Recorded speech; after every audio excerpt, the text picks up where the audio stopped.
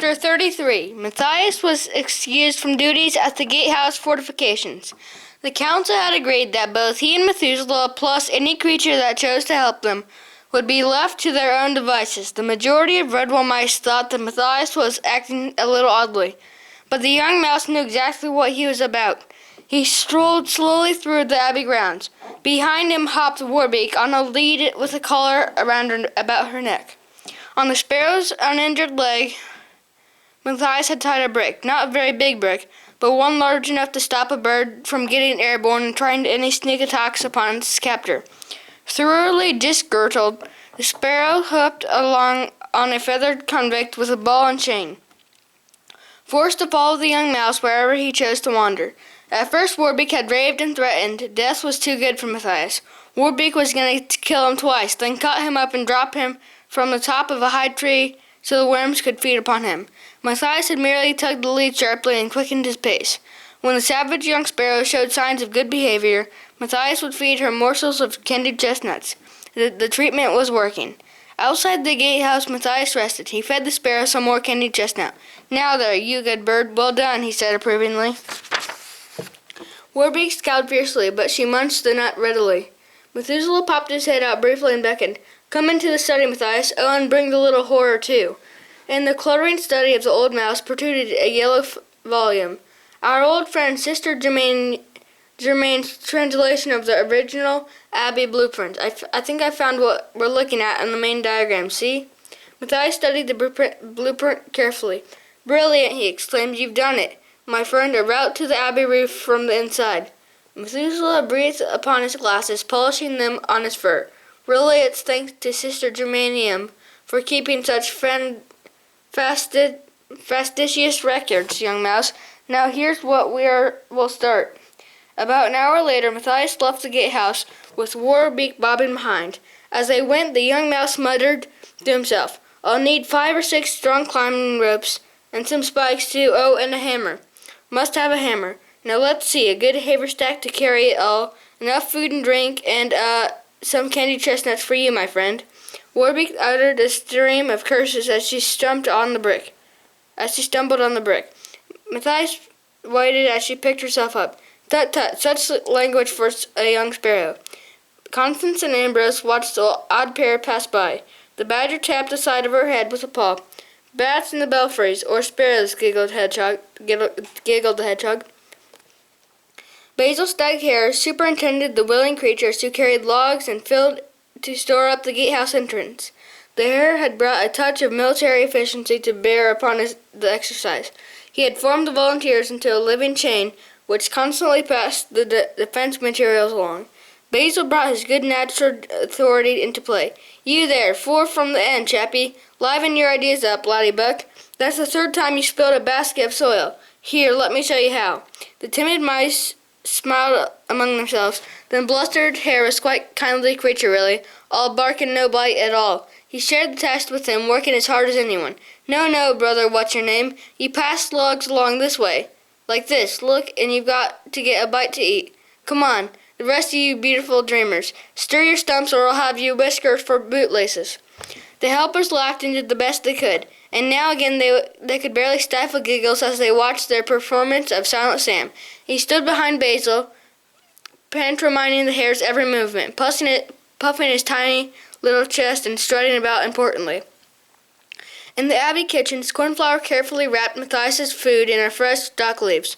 Matthias slid up, helping himself to a candied chestnut. Cornflower wrapped his paw with the wooden ladle. "Those nuts are for that poor little sparrow. Leave them alone, you great glutton," she scolded. Matthias snorted indignantly. "Poor little sparrow, my eye. Listen, miss, if I let the young hussy off her lead for 5 minutes, we'd all be murdered in our beds." The young field mouse helped Matthias with the haversack straps. She tried not to let her concern for him show. "Matthias, I know you won't tell me where you are going, but whatever it is, please take care of yourself." Matthias adjusted the dagger in the black sword belt. He stood framed in the doorway, smiling confidently. "Don't worry, Cornflower. I fully intend to take care of myself, for the safety of Redwall Abbey, and for you." A moment later he was gone. Halfway along the top dormitory passage, Matthias halted A stepladder was set up underneath a wooden loft door in the ceiling. Methuselah came along, leading Warbeck. The sparrow was still wearing the collar, lead and brick shackle. Matthias looked up to the door. So that's where we're going, eh? The old gatehousekeeper gave him a neatly drawn map. You'll find it all marked down there. The door leads to a loft. Turn to your right and keep walking until you touch the wall. To your right you will find a gap in the wall. On the other side of the gap you will come out about halfway up the great hall. It is a ledge between the arches of the sandstone columns. From there you must climb up to the higher row of ledges alongside the stained glass windows. Scale the rib of the center of the first window to the left. You will find the curve of the roof. Further along the ridge there's another wooden loft door. I'm sorry, but I cannot locate it exactly. You must find it. When you do, go through it and you'll be directly underneath the top roof attic. From there on you are on your own. I cannot help you, Matthias. The ancient mouse placed his paw on his young friend's shoulder. His voice trembled as he bade goodbye. Good fortune go on you, Matthias. I wish I was as young and agile once again so I could accompany you. Methuselah embraced the young mouse as if he were his own son. And as Matthias ascended the ladder, the old mouse called out a final instruction. If that sparrow causes you any trouble, don't hesitate to kick her off into thin air. She'll come down as fast as the brick she's tied to. Warbeck scowled, but made no comment. She knew Methuselah spoke the truth. The brick was like an anchor against her leg. Matthias gave the loft door a strong shove upwards and slid it to one side. He covered his eyes and coughed as the dust of ages poured down upon his head. Tucking the sparrow behind him, he climbed into the loft. It was very dark and gloomy. Matthias peered over to his right. Faintly he could make out a strip of wan grayish light filtering in. He be gap and wall like old warm mouse say that about, Warbeck chimed. Hey, keep a civil tongue in your head, sparrow. That's my friend you're talking about. Gritted Matthias as he strode off to the right, tugging the lead. His concentration broken, he stepped awkwardly upon a joist and tripped heavily into the thick dust. Warbeck was upon the young mouse in a flash. The sparrow scratched hard at Matthias's neck and pecked at the back of his head, forcing it down to the floor. Matthias felt the suffocating dust clog his mouth as he struggled to turn his body over. Warbeck pecked and scratched frantically, her object obscured by the bulky haversack. Reaching out behind him, the mouse felt around until he gasped the sparrow's leg. Giving it a hard pull, he rolled over, plucking out his dagger at the same moment. Matthias lay across Warbeck, pinning her to the floor. The point of his dagger pricked the sparrow's throat. Listen, Warbeck, one more move and that'll be your last, do you hear me? Both creatures lay still a while, their faces close together, breathing heavily. The sparrow was still defiant. I get chance, Warbeck kill a mouse. Sparrow no give up, you see. Matthias sprang to his feet, tugging the lead viciously. He dragged the sparrow, stumbling and tripping, to the crack of the light. Swinging the bird forwards, Matthias pushed her through the narrow aperture, squeezing through her after they had gone with great difficulty. They were on the first ledge, high above the great hall. Without warning, Matthias shoved Warbeck roughly off the ledge. The startled sparrow shot downwards and stopped with a jerk, only thick neck feathers saving her from strangulation. Matthias held the lead tightly with both paws, straining backwards as the sparrow dangled and fluttered above Great Hall. Now, you're promised to behave yourself or you go down, my friend, Matthias shouted. With her heart hammering at the surprise attack and her predicament, Warbeck realized that she was completely at the mercy of her captor. Burdened with the bricks, she had no chance of flying. As she hung flapping uselessly, Matthias called down, Make up your mind, my paws are getting tired. The lead's beginning to slip. A forlorn little voice answered, Warbeck not want to die. Mouse win. Pull the sparrow up. Be good. Give word. Bracing himself against the stone arch, Matthias pulled the sparrow back to safety. Together they sat on the ledge, sharing a canteen of water, both weary and dusty. Matthias was still wary of his prisoner. How good is the word of the sparrow? He asked. Warbeck puffed out her chest. Sparrow word always good. Warbeck no say lie. Me swear by mother's egg, that big swear.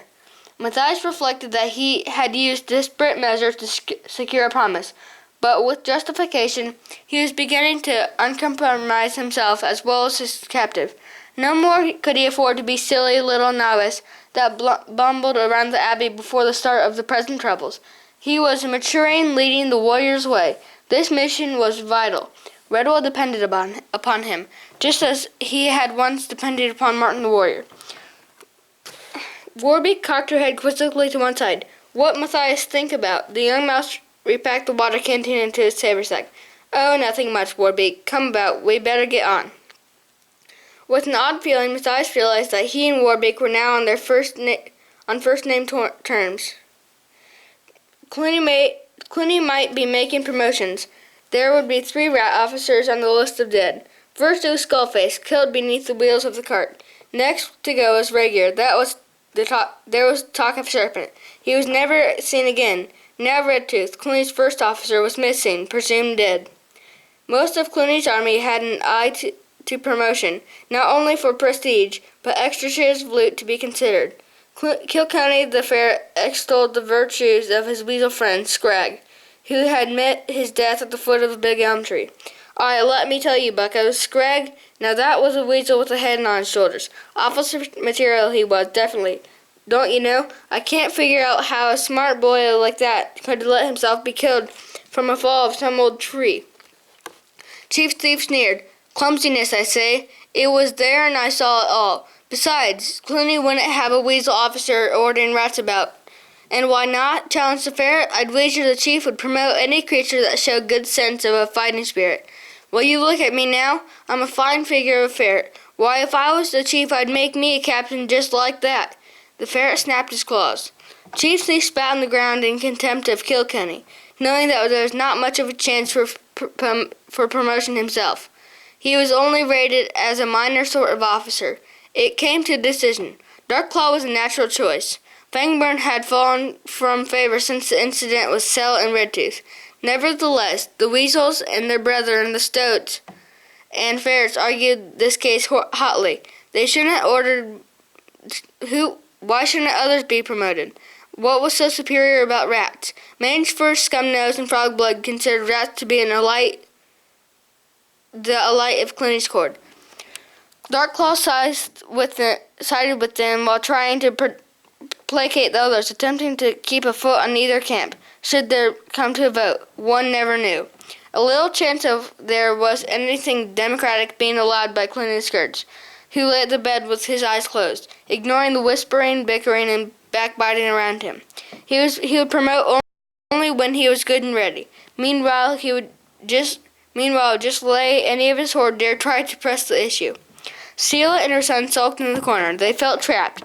Nobody had spoken to them since the demise of Redtooth, and was as if they had been blamed. Suddenly, Clooney called over to Seela. Hey, Fox, take that brat of yours outside for a bit. Get some fresh air, and remember, no wandering off. Send Darkclaw in here to me, and that Gabby Fox, what's his name, Kilkenny. The foxes hasted to do as they were told, glad to be out of the oppressive atmosphere of the sick room.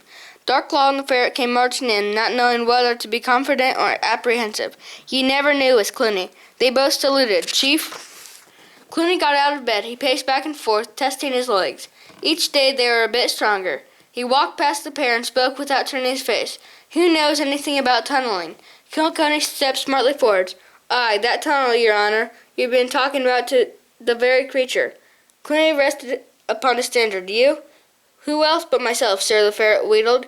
And don't I know more some grand old animals that couldn't help. Ferrets like me, stoats and weasels. Why, sure, we're as good as any mole when it comes to tunneling. So we are, shoring and banking, sinking shafts and galleys. Clooney banked the standard against the floor. Enough. Where are these others you mentioned? Kilkenny cocked his claw over her. Kilkenny cocked a claw over her shoulder. Sure, they're right outside, your wardship. Your wardship. Shall I go and fetch them? Go and don't be all day about it, Clooney replied. Kilkenny threw a smart salute and departed. Clooney passed Darkclaw close to him. He spoke confidently. Don't you know anything about tunnels, Darkclaw? The rat shook his head unhappily. Clooney put his claw around Darkclaw's shoulder. Well, never mind. I've got other work for you. We can't let ferrets, stoats, and weasels take all the glory, can we? You've always been a good solid rat, Darkclaw. You help me and I'll see you get rich rewards when the time comes. Darkclaw nodded obediently. Some time later, Clooney was deep in conference with Kilkenny and his squad. It was interrupted by a scuffle and commotion from outside. Chief Thief struck in, dragging Chickenhound and prodding Seela ahead of him with a spear. "What's going on out there?" Clooney demanded.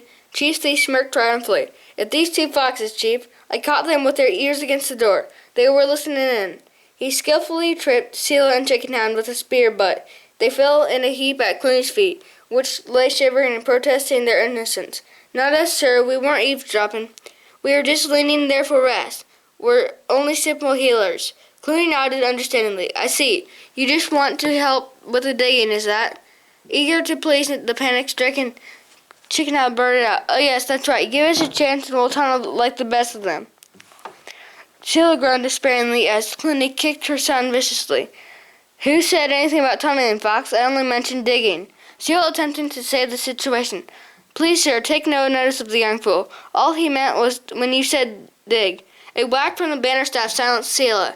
Clooney's voice was icy with condemnation. "Traitors! All he meant was that you slipped when you copied my plans from an attack with the battering ram. So now you know that I intended to tunnel into Redwall." Sheila licked dry lips. She stared pleadingly at the warlord. There was no mercy in the single eye. "You know too much, Vixen. You and your son play a dangerous game. Nobody outsmarts Clooney. I've won, and you both lost." The foxes clasped their claws. They knelt, whimpering pitifully. Clooney sat over them, enjoying his power as judge. His signal to Chief Thief and Darkclaw: "Take these miserable turncoats out of my sight. You know what to do." Shrieking and screaming for mercy, the foxes were dragged away. Clooney turned back to the ferrets, weasels, and stoats. "Now, about this tunnel."